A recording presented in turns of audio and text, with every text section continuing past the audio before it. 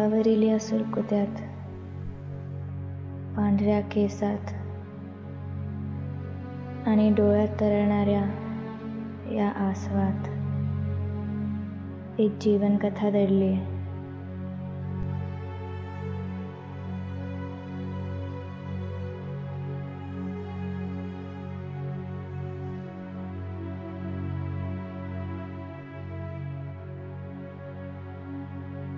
मी पण एकेकाळी तरुण होते. डोळ्यात स्वप्ने आणि काळजात खूप खूप आशा.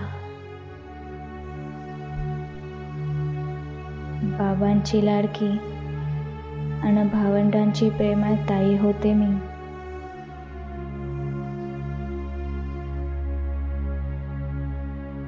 स्वप्ने बहरण्यापूर्वीच, शृंगारात सजण्याआधीच माझं लग्न झालं. कोवळ्या वयात, अगदी 16व्याच वर्षी.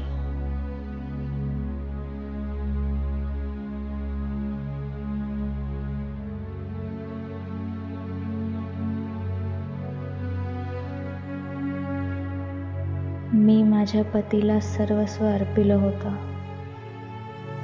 मी जपलेले ते कोमल हृदय सुद्धा.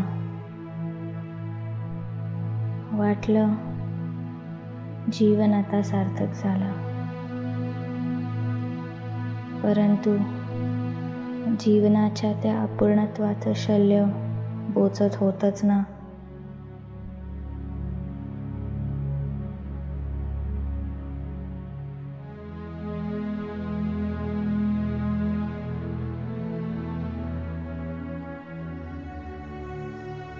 मग मी त्याला जन्म दिला. तो दिवस मला आजही आठवतोय. त्याचे ते नाजूक नाजूक हात, त्याने उच्चारलेला तो शब्द आई, त्याने टाकलेले ते पहिलं पाऊल, ते माझं स्वतःचं विश्व होतं.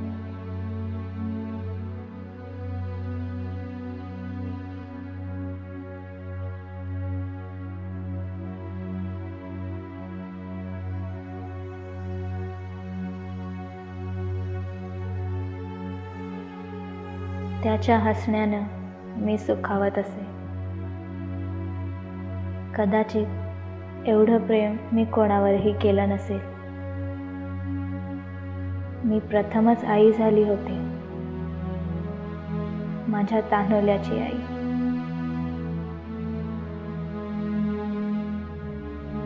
आज तो शब्द ऐकायला मी खूप खूप आतुर आहे.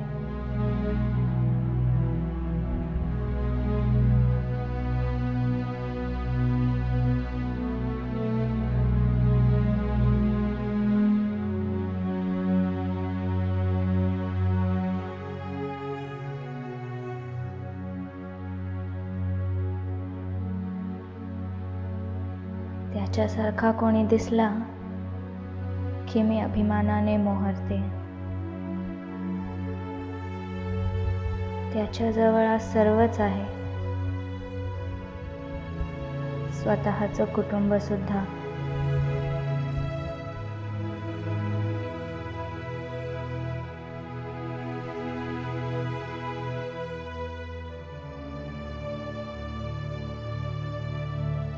तासनतास या खिडकीतून मी बाहेरचं जग न्याहाळते.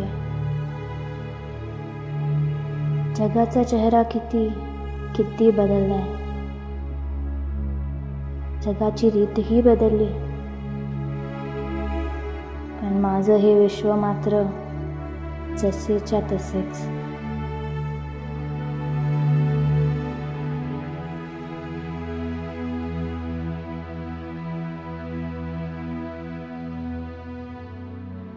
गेल्या कित्येक वर्षात माझी अनेक स्वप्ने काळजातच विरून गेलीत. काहींचा तर आता मला विसरच पडलाय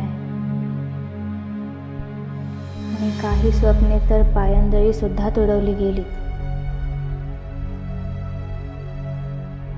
आता माझ्याजवळ एकही स्वप्न नाही.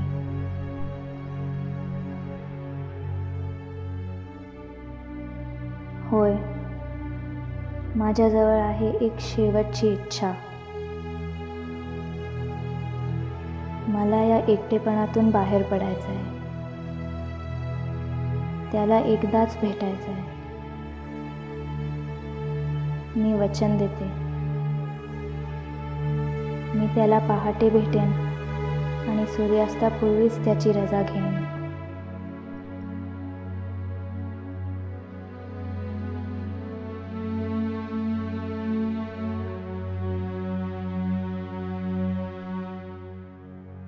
एकदाच त्याने माझा हात धरावा, अगदी लहान असताना धरायचा तसा. मी आशा करते त्यालाही माझ्याशी बोलावं असं वाटत असेलच. मला कधीतरी भेटावं असं पण वाटत असेल. मला घरी जायचंय हो. मला पुन्हा एकदा आई व्हायचंय.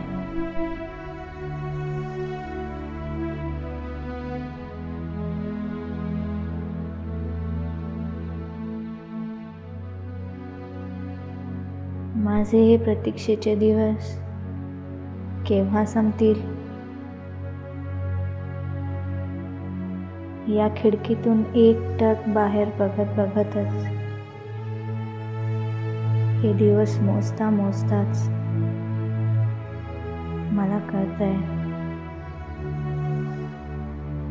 एके दिवशी हे पिकलेलं पान गळणारच.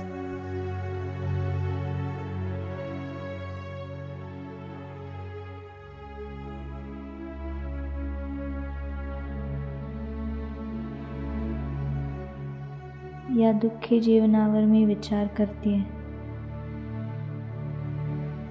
या दुःखाचं खापर मी कोणावरही फोडत नाही, ना मी कोणाला दोष देत.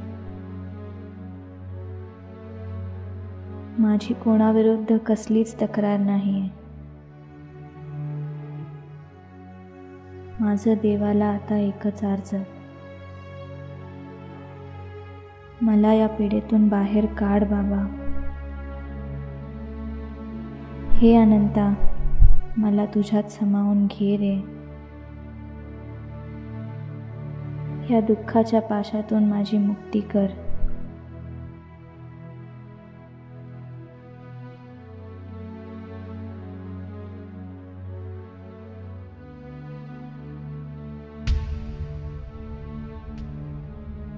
ही एका मुलीची अथवा पत्नीची गोष्ट नाही. ही गोष्ट आहे एका अभागी मातेची, एका स्त्रीची, या विश्वाच्या